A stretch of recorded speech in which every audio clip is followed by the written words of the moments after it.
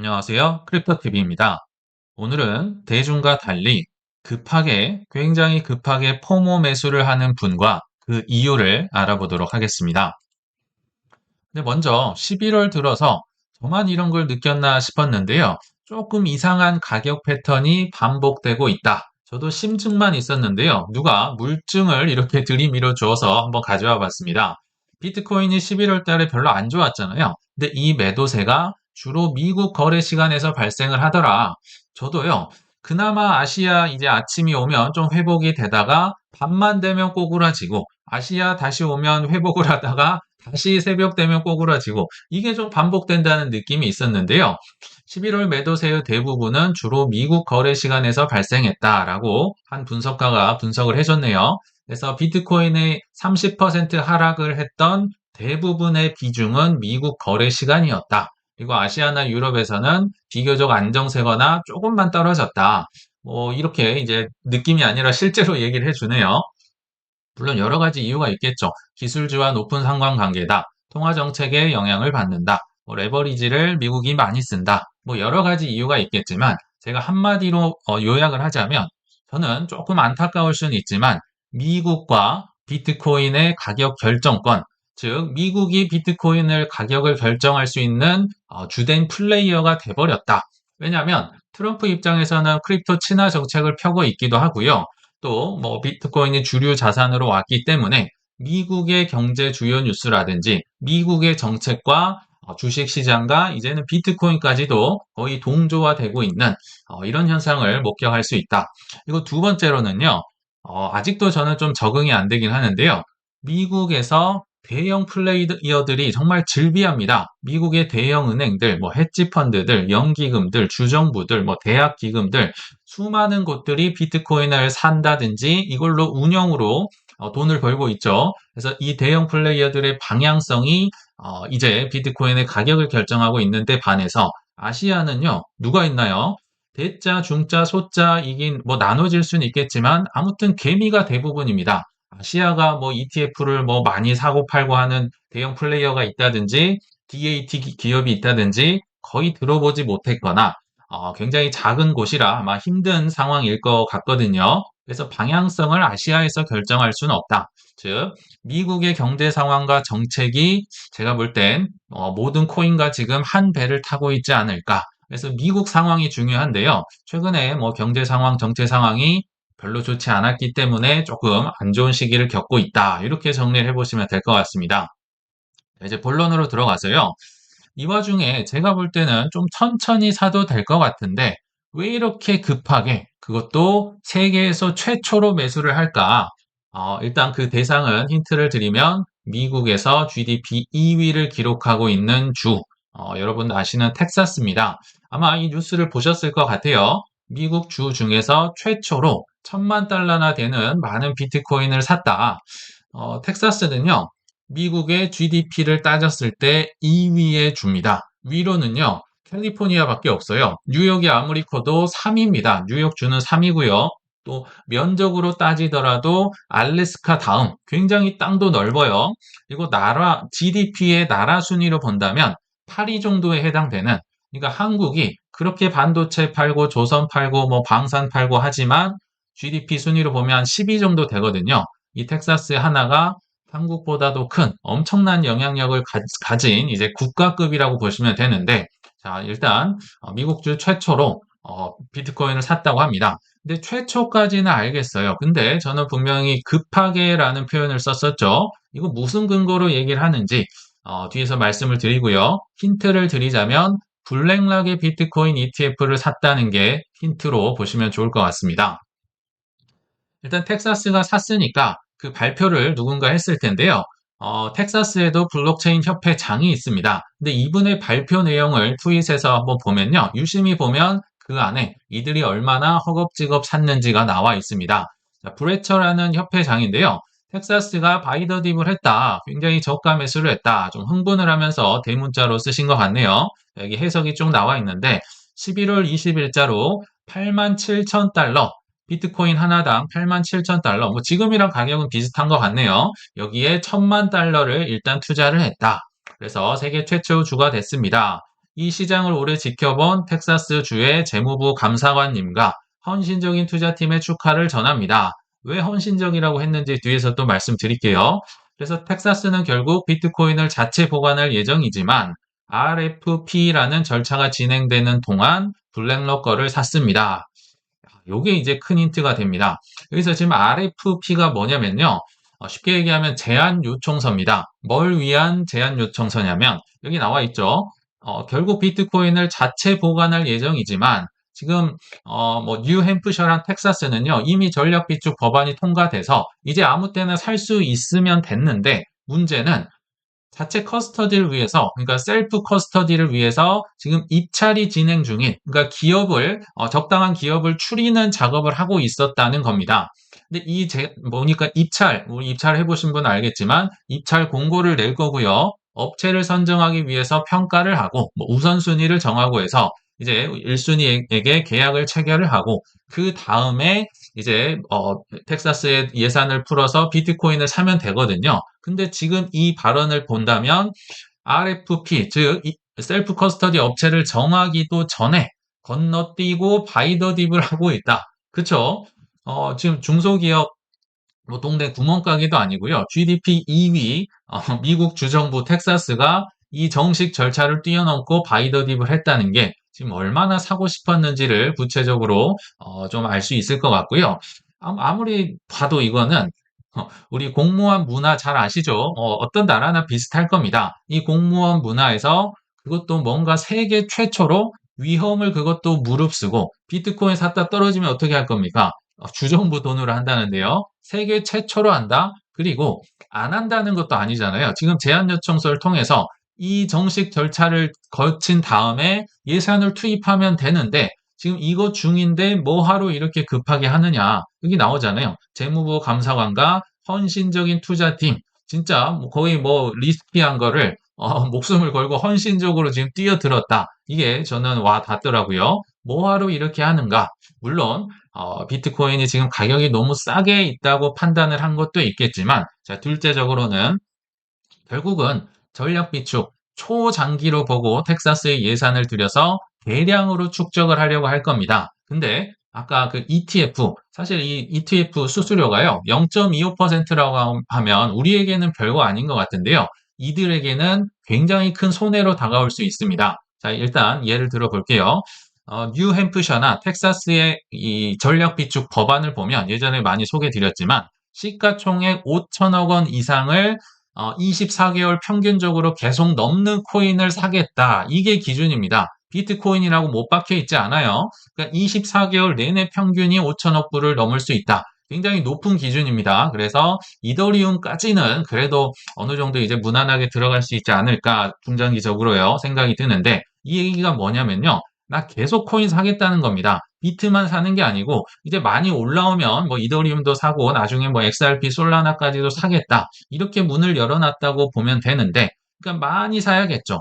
근데 예를 들어서 텍사스 주정부가 한 100억 달러 정도를 샀다고 얘기를 해봅시다. 그러면 이 수수료가 0.25%가요. 1년에만 2,500만 달러가 듭니다. 이거를 뭐 몇 년 하고 말 게 아니잖아요. 그래서 이 수수료를 아끼기 위해서라도 커스터디를 해야 되는데 지금 그 수수료까지 포기하면서 뭐 내더라도 상관없다. 이 가격 자체가 너무 좋으니까 먼저 샀다. 가격이 너무 싸니까 지금 입찰은 이거 언제 하고 있냐? 지금 미리 사. 이렇게 결정을 했다라고 저는 생각을 하거든요. 저는 뭐 조급하게 샀다라고 생각을 드는데 뭐 이런 정황을 설명드렸으니 여러분들이 좀 판단을 해주시면 어떨까 생각이 듭니다. 그리고 이분들만 그런 게 아니었죠. 저번에 소개를 드렸지만 6개월 내에 알트코인 ETF 100개를 상장시키겠다. 뭐 향후 6일 내에 5개를 상장시키겠다. 그리고 또 잊고 계실까봐 다시 설명을 드리면 코인베이스에서 지금도 11월 달 기준으로 모나드라는 코인, 뭐 업비트 빗썸에도 다 상장이 됐더라고요. 굉장히 대형 ICO 프로젝트를 해서 지금 뭐 유동성도 말라 있고 알트코인은 뭐 탈출 지능순 이러고 있는데 지금 매월 ICO를 한다. 그리고 10억 달러가 넘는, 즉 조 단위가 넘는 ICO를요. 내년에만 한 6개 정도, 한 6달 정도는 대형 ICO 나올 걸. 이렇게 지금 파악을 하고 그때 그 매트 호건 CIO가 얘기를 해줬잖아요. 이분들은 지금 뭘 믿고 이러느냐? 믿는다는 표현을 씁니다. 왜냐하면 확정이 아니니까. 뭘 믿고 이렇게 지금 행동을 보이고 있을까? 결론부터 말씀드리면요. 미국 정부의 굉장히 확고하고 노골적인 경기 부양 의지, 완화 의지가, 재정 부양 의지가 있기 때문이다라고 보는데요. 제가 오래전부터 얘기를 드렸던 SLR 규제 완화라는 게 드디어 이제 승인이 됐습니다. 여기 한국 언론엔 잘 안 나오더라고요. 로이터 통신에 따르면 11월 26일자 새벽에 US 이제 미국 규제 기관들이 드디어 레버리지 룰을 승인을 했다. 이런 기사가 떠서 한번 소개를 해드려 보겠습니다. 올해 6월부터 사실 만지작 했는데 제가 볼 땐 트럼프 사인이 나오지 않아서 지금까지 아껴뒀던 그 카드가 이제 나왔다. 이제 드디어 때가 왔구나라고 보시면 좋을 것 같거든요. 다시 복습을 해보겠습니다. SLR 완화가 이게 뭔데? 그리고 유동성이 지금 굉장히 늘어날 거라고 예상이 되는데 숫자 위주로 제가 한번 보여드리겠습니다. 일단 SLR은요. 보완적인 레버리지 비율, 뭐 자기자본 비율, 뭐 BIS 비율, 뭐 이런 거랑 약간 비슷하다고 보시면 좋을 것 같습니다. 분모를 보면 총 익스포저, 본인의 총 자산을 분모로 나타내고 위에는 자기자본. 그러니까 자기자본이 많을수록 이 비중이 올라가면서 좀 안전하다라고 하겠죠. 그러니까 자기 자본이 많으면 이게 올라가니까 높아야 되는 게 맞아요. 그게 안전한 거예요. 그렇지만 이 비중이 높을수록 은행들은 힘들겠죠. 자기 자본을 많이 들고 있어야 되니까 사람들에게 대출을 하고 싶어도 이 규제 때문에 못한다. 이게 핵심이거든요. 최근 그 SLR 규제 완화가 이제 드디어 승인이 됐다. 뭐 총체적으로 얘기 드리면요. SLR 비율을 낮춰줄게. 요게 이제 핵심이고, 좀 더 구체적으로 들어가 보면, 여기 분모 있죠. 총 익스포저, 즉, 총 자산에서, 분모에서 국채 사는 거, 지급준비금 이렇게 집어넣는 거, 요런 건 내가 분모에서 빼줄게 라는 겁니다.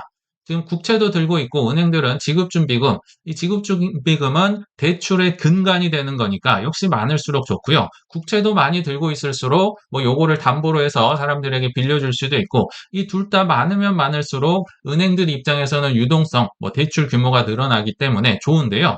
자, 지금 있는 것도 빼주고 앞으로 사는 것도 분모에서 빼준다?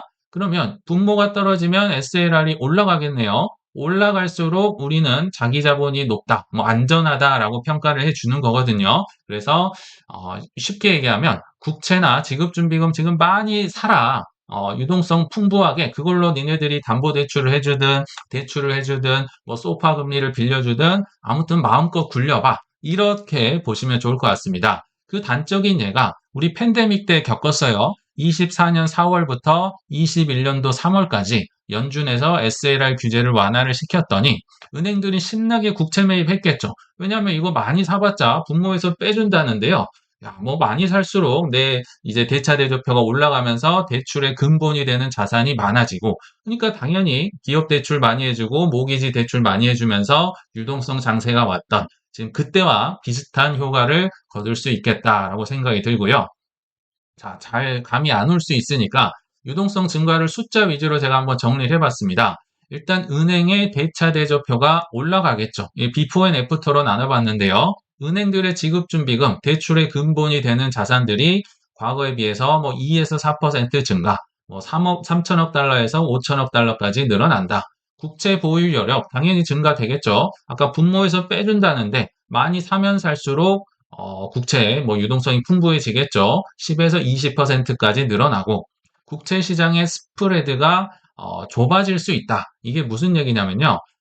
우리 유동성이 말라 있으면 예를 들어서 우리 잘 안 쓰는 거래소, 조금 작은 거래소 가면요. 뭐 호가창이 엄청 벌어져 있는 거 보실 수 있습니다. 유동성이 없으니까 사고 파는 스프레드가 벌어졌다. 이게 매수호가, 매도호가 차이를 나타내거든요. 그래서 이게 지금 호가창이 벌어졌다. 유동성이 없다는 뜻인데 이제 유동성이 풍부해지면 이 마켓 메이커들이 국채, 뭐 국채라든지 여러 주식이라든지 호가창을 꽉꽉 채우니까 호가창의 스프레드가 줄어든다. 유동성이 좋아진다는 뜻입니다. 그리고 레포 시장 중개 용량. 이 레포는 이제 단기 금리 시장인데요. 당연히 단기 금리 시장도 활발해질 것이고 미국 국채금리의 변동성은 안정적으로 될 것이고, 은행들의 대출 여력은 당연히 올라갈 것이고, 시중의 유동성은 총괄적으로 역시 완화가 되고, 뭐 이거랑 별도로 12월 1일부터는 양적 긴축이 종료가 되죠. 그리고 위험 자산의 여건이 리스크온이 강화될 수 있다. 유동성이 늘어나니까요.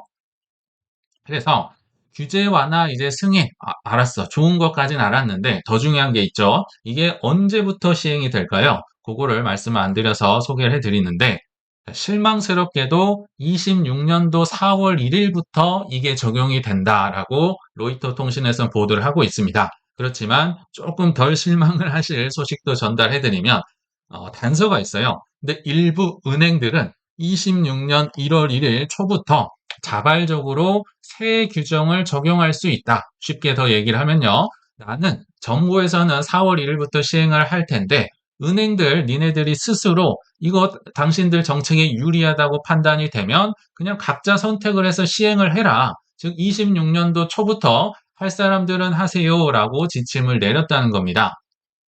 은행들 입장에서 생각을 해보시면요. 지금 나 더 많은 국채 살 수 있는 거고요. 예전에 SLR 규제 때문에 못 샀거든요. 그리고 레포 거래, 단기금리 거래 더 많이 할 수 있고요. 대출 더 많이 일으킬 수 있고 수익을 더 볼 수 있는데 이거를 자체적으로 유리하다고 판단을 할까요? 안 할까요? 당연히 합니다. 당연히 하니까 자, 4월 1일부터 시행은 하지만 그러니까 쉽게 얘기하면 내년 초부터 니네들 대출 많이 늘리고 국채 많이 사고 지급준비금 늘리고 해도 눈 감아줄게. 니네가 그냥 맞다고 하면 가는 거야. 그러면 은행 입장에서는 어떻게 할까요? 미리 늘려놓겠죠. 왜 4월 1일까지 기다립니까? 남들은 막 은행 이제 유동성 늘려서 대출해주고 잔치를 하고 있는데 당연히 앞다투어서 늘릴 겁니다. 뭘 늘릴까요? 국채 매입을 먼저 늘릴 거고 레포 중개 한도를 늘릴 거고 그러니까 제조업으로 뭐 슈퍼 주인으로 따지면요. 선반을 가득 메운다는 겁니다. 제조업 구매 지수 지금 많이 떨어져 있잖아요. 선반을 메워야 이제 4월 1일부터 열심히 팔 거 아닙니까? 중개 한도도 늘려놓고 기업 대출 어차피 늘어날 거 지금부터 늘려. 그래도 좀 봐준다는 거잖아요. 스스로 유리하게 판단을 하면 봐준다 이런 뜻입니다. 그래서 4월 1일이 되기 전부터도 유동성이 늘어나는 효과를 거둘 수 있다라고 생각이 드네요. 그리고 이 뉴스는 사실 뭐 워낙 이제 알려졌기 때문에 그냥 넘어갈까 했는데 미국 정부의 아까 노골적인 경기 정책 뭐 부양 의지 이게 나온다고 얘기를 했었잖아요. 정말 노골적입니다. 지금 사실 어제까지만 해도 그제까지만 해도 여기 크리스토퍼 월러 이사가 이 제롬 파월의 후임으로 좀 지명이 되고 다시 좀 올라가고 있었잖아요. 금리 인하 발언으로 여러 이제 뉴스에 나오고 했었죠. 근데 오늘 새벽에 보니까 다시 한번 케빈 헤셋 백악관의 경제위원장이 있거든요. 이번이 유력 후보로 다시 떠올랐다. 왜요? 지금 다시 내가 더 금리 인하 더 잘할 수 있어. 금리 인하를 즉시 인하해야 된다고 공개적으로 밝히는 등 굉장히 트럼프와 스콧 베센트의 마음에 쏙 들었다는 거죠. 그래서 스콧 베센트는 지금 이 연준 의장 후보 5명이 있거든요. 여기 보시면 케빈 워시 전 연준 이사, 크리스토퍼 월러 현 연준 이사, 그리고 이분 케빈 헤세까지. 네, 나 크리스마스 전까지 뽑을 거야. 잘 좀 해봐. 네, 지켜보고 있어. 라고 지금 얘기를 하고 있고, 실제로 또 연준 이사들이 지금 금리 인하 방향으로 마음을 튼 것 같다. 뭐, 여론 플레이도 하고 있고요. 스캇 베센트가 보통 분이 아니에요. 자, 그리고 스캇 베센트는 연준 의장을 이제 그 면접을 보는 면접관입니다. 근데 면접관이 기준을 또 어제, 오늘 새벽에 제시를 했더라고요. 자, 금리 결정은 최대한 심플하게 했으면 좋겠다.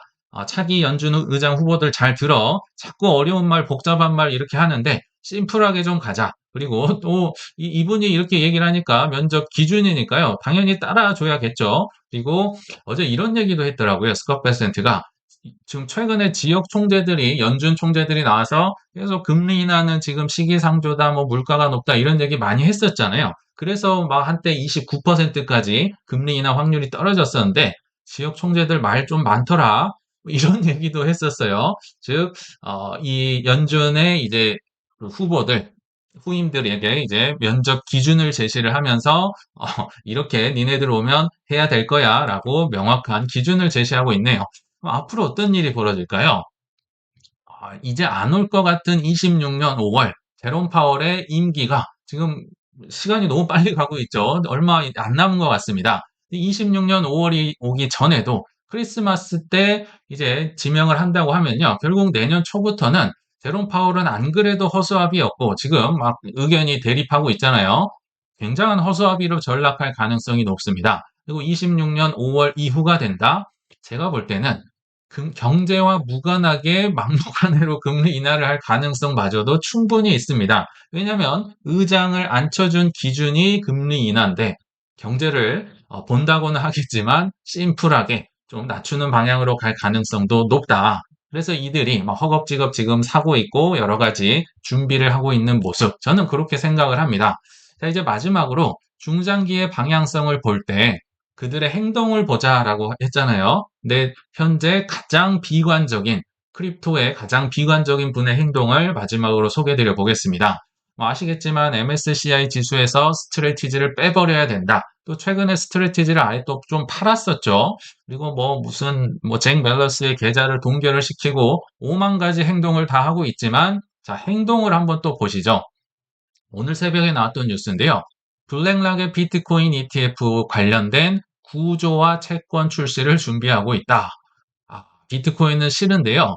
지금 담보대출, 비트코인, 이더리움 담보대출 열심히 준비하고 있죠. 연말에 출시 예정입니다. 연말까지 RWA 시대를 통해서 지금 플랫폼 개발 열심히 하고 있고요. 예전 소개드렸지만 현물보다는 파생 상품이 수수료가 훨씬 짭짤합니다. 현물은 거의 이제 영의 수렴을 한다고 보시면 되고 여기 수입을 거두기 위해서 열심히 노력을 하고 있네요. 블랙락의 비트코인 ETF 성과에 연동되는 파생 상품 스타일의 구조와 채권을 출시할 계획이다. 여기 보시면 어려운 말들이 쭉 써 있죠. 뭐 1년짜리 만기도 있고, 뭐 28년짜리 만기도 있고, 뭐 굉장히 복잡하고 어렵게 써 있는데요. 쉽게 한번 소개를 해드리겠습니다.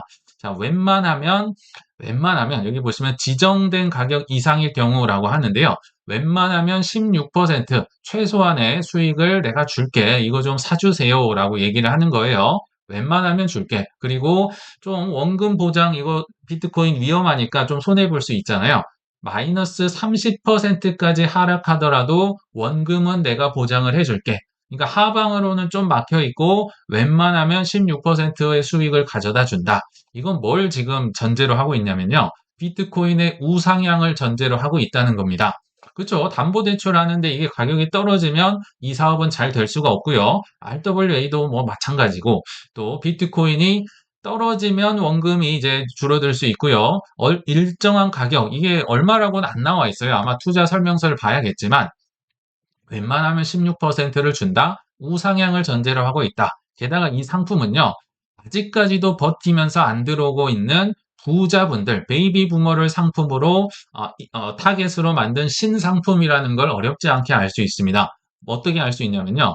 보통 뭐 수십억이나 수백억 부자들은요. 이런 거 원래 안 사려고 합니다. 워런 버핏처럼 피하는 게 정상이에요. 왜냐하면 굳이 모험을 하면서 이 힘든 걸 할 필요가 없잖아요. 자, 그런데 여기 30% 마이너스까지 원금 보장. 이거는 누가 보더라도 부자 고객님들, 아직까지 버틴 분들을 위한 신상품이다라고 저는 생각이 들고요. 아까 돈을 많이 벌 수 있다고 했었죠. 일반 금융 상품들과 한번 비교를 해보겠습니다. JP모건이 얼마나 비싼 걸 지금 팔고 있는지요. 여기 보시면 국채 회사채는 고객이 최소로 받는 연수익률 한 3에서 7%, ELS는 6에서 12%, 구조화 노트, 파생이 결합되면 이제 수익이 커집니다. 8에서 14%. 근데 지금 비트코인 기반으로 한 파생 상품이 12에서 18%. 아까 최소 16%를 준다고 했으니까 여기에 해당이 되겠네요. JP모건이 먹는 실제 마진은 뭐 다른 사람들 0. 몇 프로, 1%, 2%, 4% 할 때 최소 4에서 7%. 그러니까 여기서부터는 내재 수익률, 수수료가 급격히 커진다. 생각을 해보세요. 16%를 최소로 보장을 해주려면 얼마나 이 사람들이 많은 수익을 거둘 수수료에서 많이 떼가는지를 한번 생각해 보시면 어렵지 않게 예상을 해볼 수 있을 것 같습니다. 그래서 오늘의 결론을 한번 이제 말씀을 드리면 종종 소개드렸던 히브리서 말씀인데요. 믿음은 바라는 것들의 실상이요. 보지 못한 것들의 증거니. 믿음은요, 안 보이는 미래에 대한 유일한 증거라는 겁니다. 증거가 유일해요. 믿음 말고는요, 더 이상 보여줄 게 없다는 거예요. 월가에도 비슷한 속담이 있는데요. 시장은 인내를 보상하지만 그 전에 반드시 당신의 믿음을 시험한다라는 말이 있는데요. 반대로 얘기를 드리면 한때 잠깐 수익을 볼 수는 있지만 엄청난 인내와 믿음이 없이는 결국은 다 손해를 보고 떠난다, 마무리된다라는 뜻입니다.